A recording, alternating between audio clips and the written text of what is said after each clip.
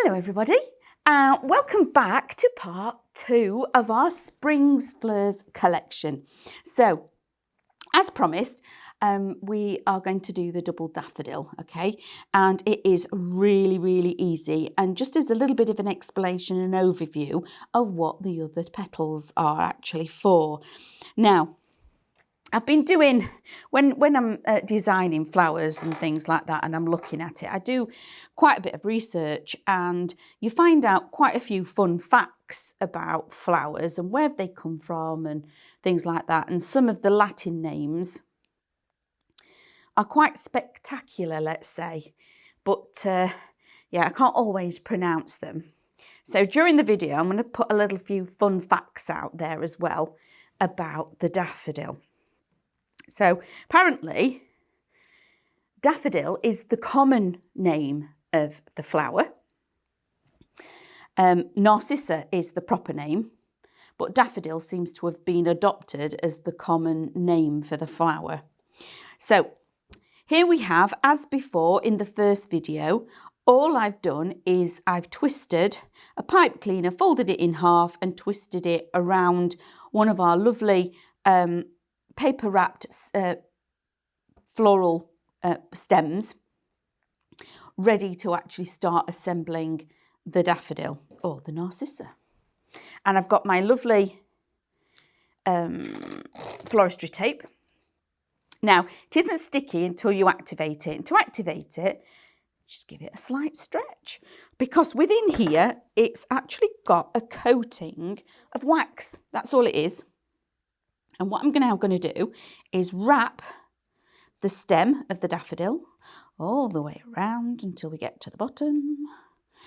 I'm actually keeping a tension on this side. Now, for those of you who knit and crochet, you'll understand what I mean by tension. All it is that I'm not keeping it like that and then just wrapping. I'm actually just keeping it under tension. I'll go all the way around and come back. And that is now wrapped. And when you actually use this, it leaves a residue, but it's only wax.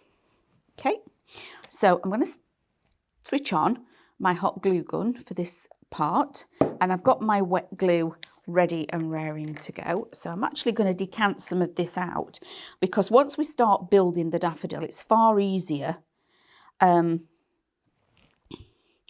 far easier to have the glue already out, rather than trying to keep putting it down, picking it up, putting it down, picking it up. Because it's quite a delicate build, you will find that it's better to actually keep hold of it until it's set to a certain degree. And then when I finish building it, usually I have a piece of block of foam and I push it into the block of foam. Just give me a second. I am looking for my little stick, but I have other things that I've got available in here, so I'll just get something out of there in a second. So there we have our actual stem. Now we're going to attach the stamen, okay? So you can cut 1 or 2 of these. It's entirely up to you how many stamen that you like in the middle. Like I say, I'm going to attach this with a little bit of hot glue. So I'm just going to get the gun working. A little bit of glue. Pop that on there. And the reason I like to use hot glue to get it started is because, like I said, the tape has got wax on it. And it doesn't particularly like glue, as you can understand. It's like having a non-stick pan. The wax, it won't stick to it. So hot glue is fabulous. And then we're going to roll the stamen onto the wire, like so. Okay, so that's easy enough. Then you're going to cut yourself one of the trumpets, ink across the top edge, both sides, backwards, back and forth, and then you're going to actually roll the edge all the way along. So just literally curl that edge over little by little, like so, to create the frill across the top of the trumpet. Then we are going to add a little bit more glue, and it's easiest to do this right on that very edge. I'm getting as close as I possibly can on the edge, like that. And I support it on the inside with my other finger. Now at the bottom, we're trying to get that lined up level. And I'm not interested in the curl. I'm literally working on that straight edge, okay? So we don't put glue all the way to the curl. We just go along that straight edge, and then we give it a squeeze. So we push that glue into and onto itself. So that gives us the daffodil trumpet. Now we need to attach these together because we need it on here. Now we're going to put glue on the inside of the trumpet, but if I sit that on top, you'll see it's only about 1 centimetre, and it does need to be about 1 centimetre. So your stamen are actually so far up the trumpet, and it all will become clear when we start building. So in the centre here, little bit of glue, like so. And it doesn't matter if it's just then I use the tip of my glue applicator to spread it out, okay? So it's not loads, it's like an odd bead every now and again, and then I use the applicator to spread that out, like so. Then we're going to pop the stamen inside, and I don't know if you can just see, I can see where the orange is there, okay? When we actually gather this together, we're not just going to go close and fold it, okay? We need to gather it. So we're going to tuck all that in together and gather it together like that, as if we were gathering material. So bring it all in. When we get to that point, I'm just going to straighten it up a little bit. There we go. And that piece in the middle, in between your fingers, we don't twist, we roll. And by rolling it, again, we're distributing that glue that we've put on here round all of it. And I'm going to hold it, if you're left or right-handed, either way. And I'm going to pinch, so it's like a finger width at the base, but then I'm going to pop my other finger inside, and we're going to, it's in dressmaking, it's called bagging out. So I'm just going to tease that out to make a flat bottom, okay, to the trumpet, like so. Just keep going, just like that, okay. Give it a little tap, and then we've got a lovely flat trumpet base, because we don't actually build onto the stem itself, we build here on the back of the trumpet, okay. So once we start building, it's a good idea to support you when you're building onto the mat like so, okay. So you don't have to then squash anything or put it down, you just build, and that's why we've already decanted the glue out. Now for the actual double daffodil, you're going to need, originally we had 6 petals of the petal shape, the larger one. Now we need 2 lots of the 6, so we've got 12. So let's pop that like so.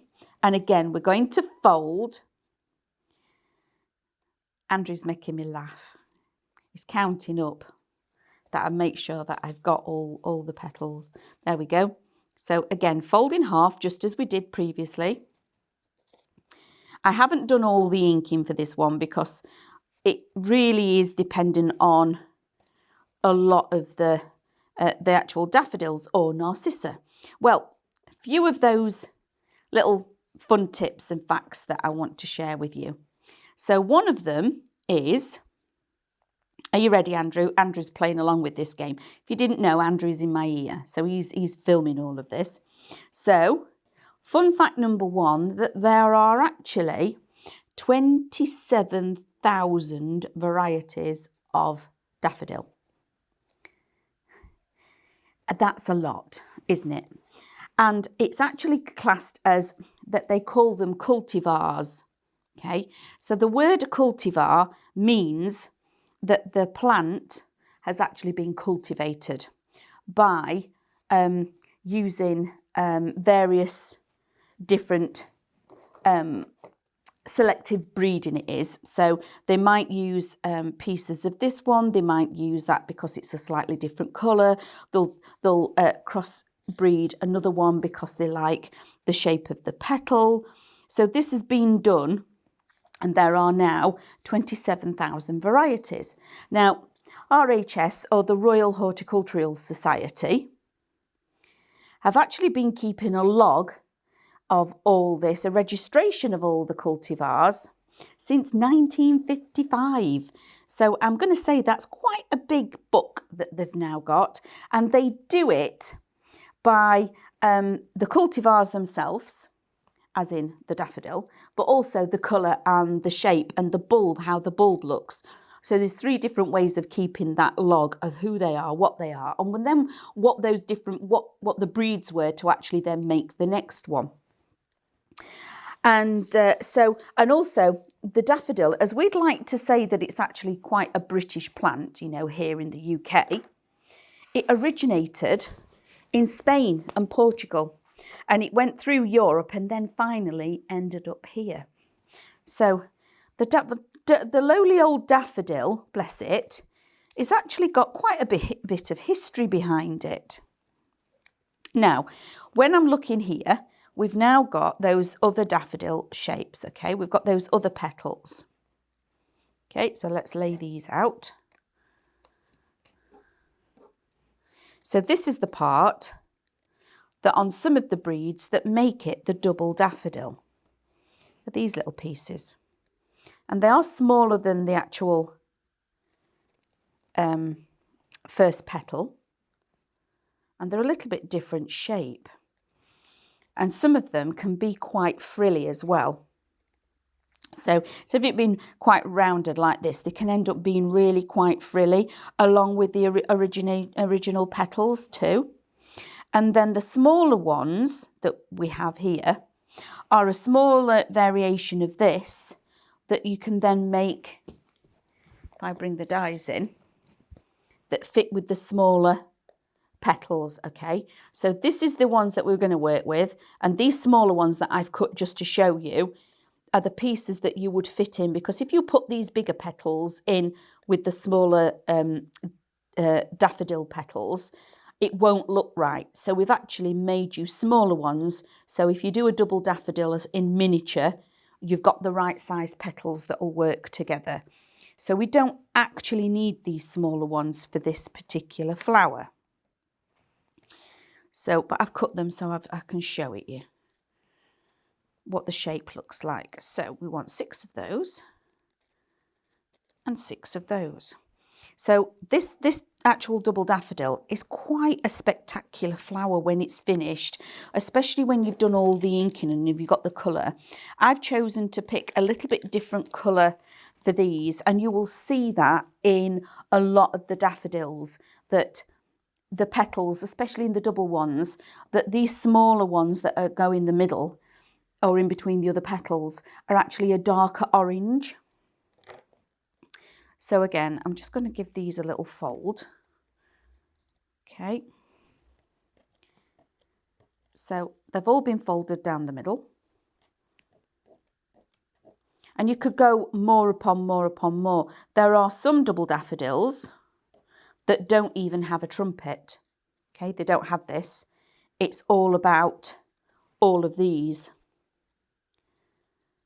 But there's lots of images out there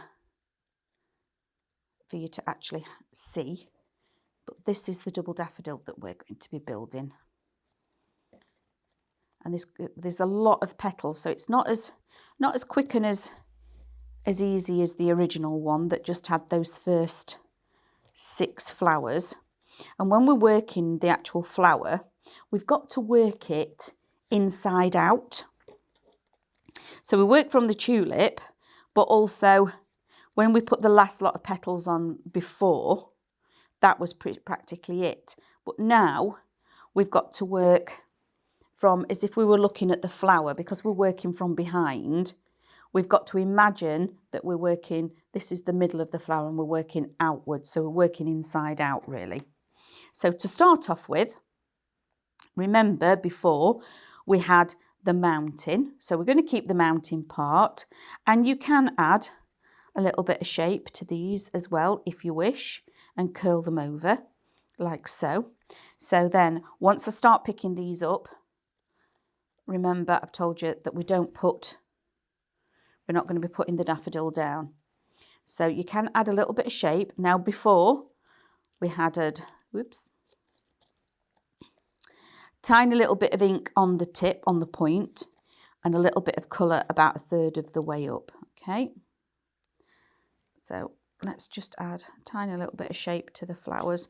And all I'm doing is working on that angle. Same angle as before. I'm using the shape of the petal to my advantage. And I'm working and curling away, okay? From one to the left and one to the right. And you do this on all of the larger ones. So we work one to the left, one to the right. And I'll do it on just one set of petals so you can see, but you will do it on all of them. Just adding a little bit of shape like so.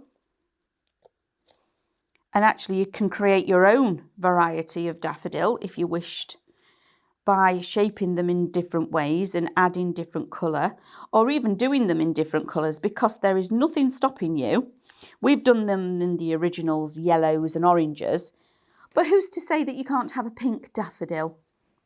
So now we're going to start building, okay? So because I'm working backwards, I'm going to have a mountain facing me, and we've got this extra piece here.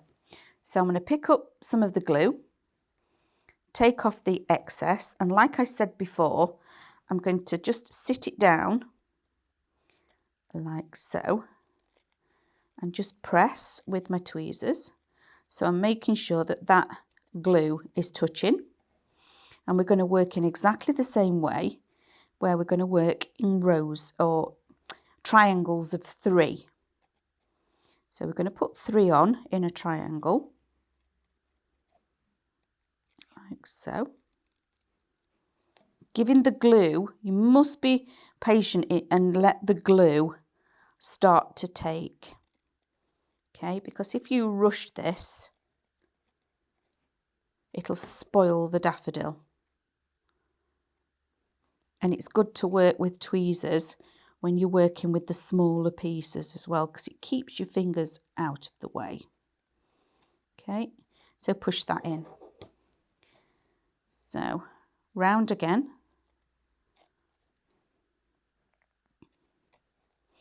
In that gap, pop the next ones.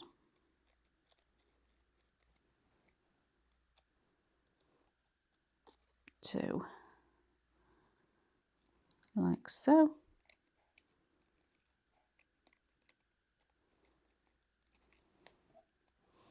And then the last one. So that's the first 6 of that layer, okay?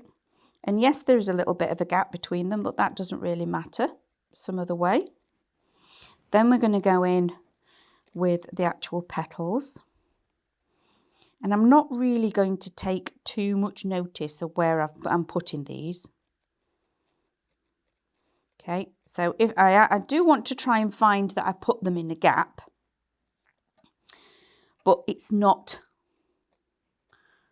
because there's going to be so many petals on here in the end.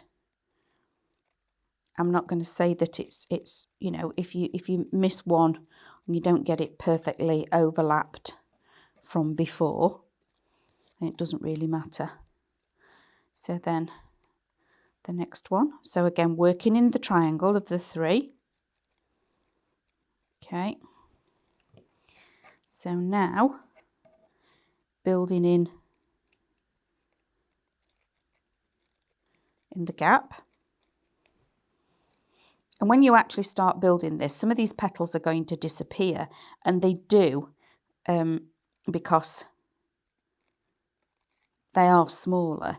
But once we bring the flower head forward, you'll start to see, or you can see, especially when you're using a stronger colour, or maybe you've done white and yellow, if you've got a really good contrasting colour, that's where you really see the difference between the two. Then we're going to go back to the smaller ones. And again, working in the triangle again.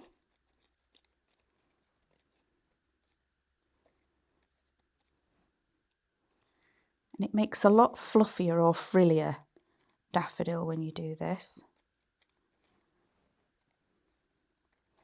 So another fun fact for you while I'm just popping these on.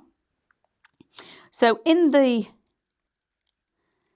early 20th century, all the daffodils were very nearly wiped out, totally wiped out. We nearly lost all of them. And a rather fabulous gentleman called James Ramsbottom actually found out what was happening to them. There was this mysterious disease and they were all dying and they couldn't understand why. And he discovered that the bulbs of the narcissa were actually being eaten away by little baby eelworms. And of all things, it was the simplest of cures. All they had to do was dip the bulbs in hot water and it killed all the little worms. And that's how he rescued the then daffodil. So they were we nearly lost the poor daffodil altogether. We had, and then there was none that way. So then this is my last layer. But you can go on and on and on with these, okay? So you could actually do many more petals than what I'm actually putting on here. Depends, because there's a double daffodil and there's a double daffodil. Like I say, there's so many different ones. So we'll go there. And just by inking them just ever so slightly also will make a difference. That one on there. And then the final three. So as you can see, even now, all of that, there's a lot happening here, a lot more happening than there was originally in the very first one.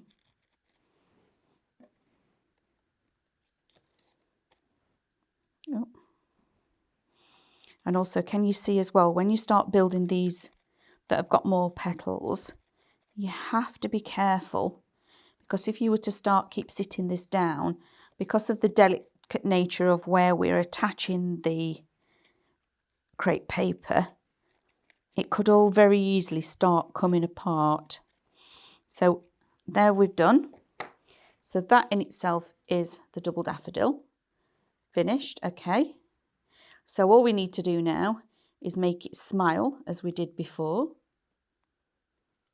Just bend it forward, because daffodils don't look up to the sky. So that in itself is the double daffodil. Look at that. So that is how you create, and what the smaller flowers, petals in that set are actually for. So thank you very much for watching me. I'd like to see all of those fabulous double daffodils that you're now going to be making, and I hope to see you all again soon. Goodbye. If you want to see more from Highlight Crafts, make sure you click the like button, subscribe by clicking the subscribe button below, and click the bell icon to receive notifications of all of our future content. You can also click here to see our latest video, or click here to see more videos like this one.